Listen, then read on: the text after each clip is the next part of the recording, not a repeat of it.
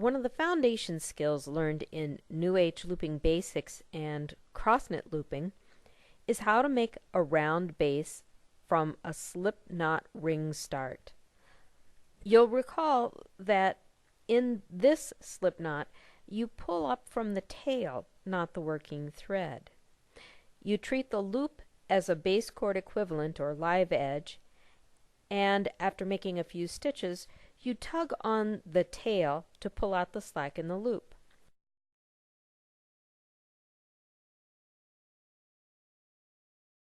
That gives you a base row with a nice, neat center.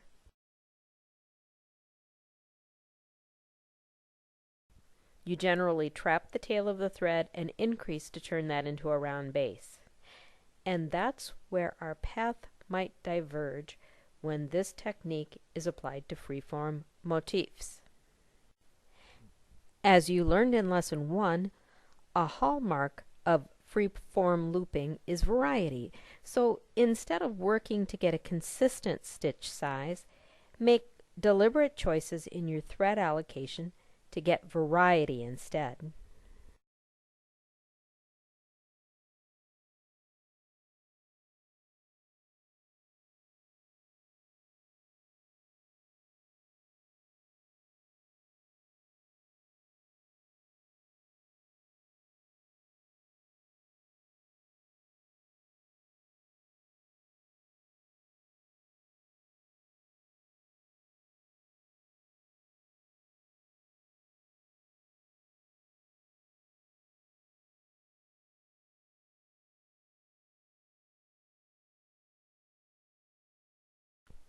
To start sampling this, grab a stone or some other small object that you might use as a paperweight.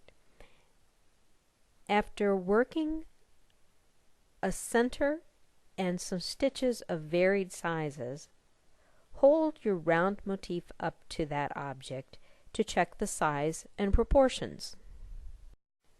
From here, if you like, you can keep working in a continuous spiral, but you can also start working back and forth.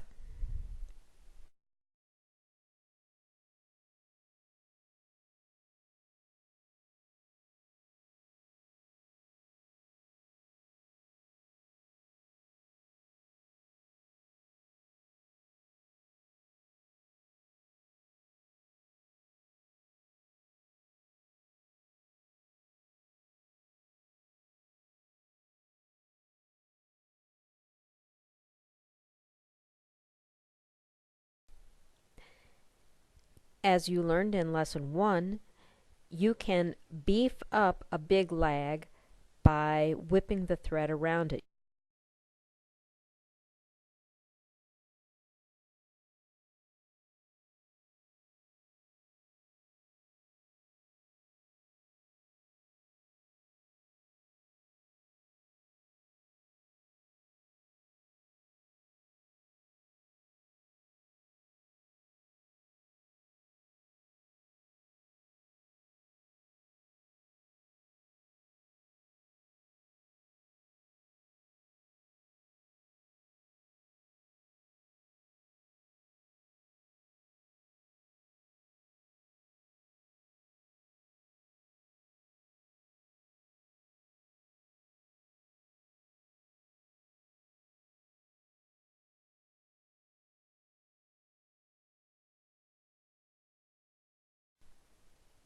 Get in the habit of making frequent stops to check the motif against the object.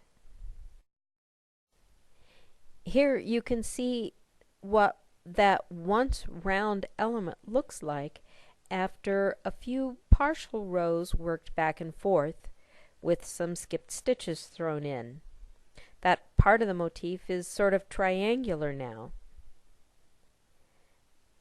At the tip of the triangle, I worked a short needle chain to extend the live edge.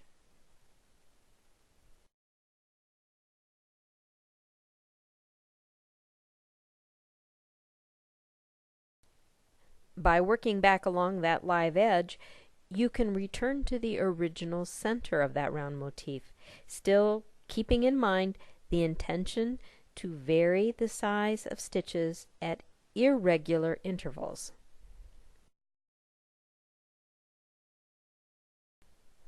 When a thread runs out, that's often a good time to stop working on a motif and start another one. This time, instead of the slip knot ring start, try one with an open center. To do that, wind the tail of a new working thread several times around your finger or a pencil if that's easier. Then stitch around that circle, trapping all the wraps and the tail.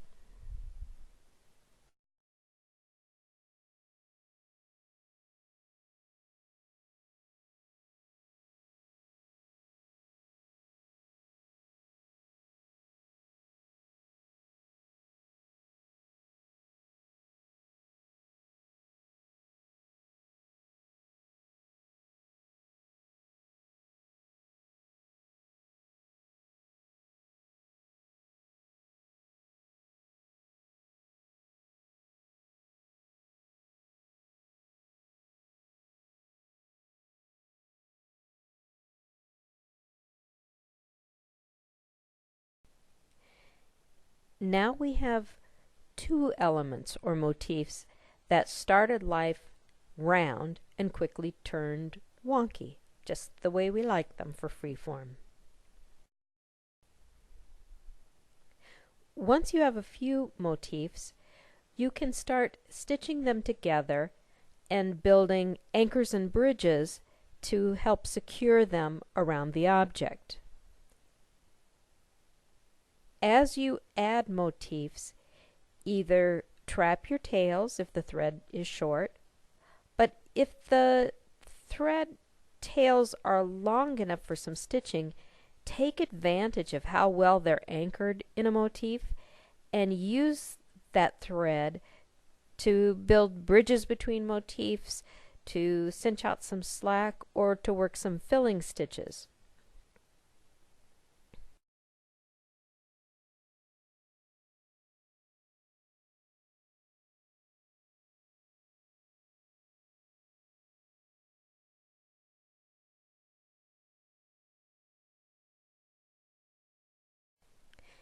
As you learned in Lesson 1, you can end a thread by whipping over other threads and burying the tail, or whatever method works for you.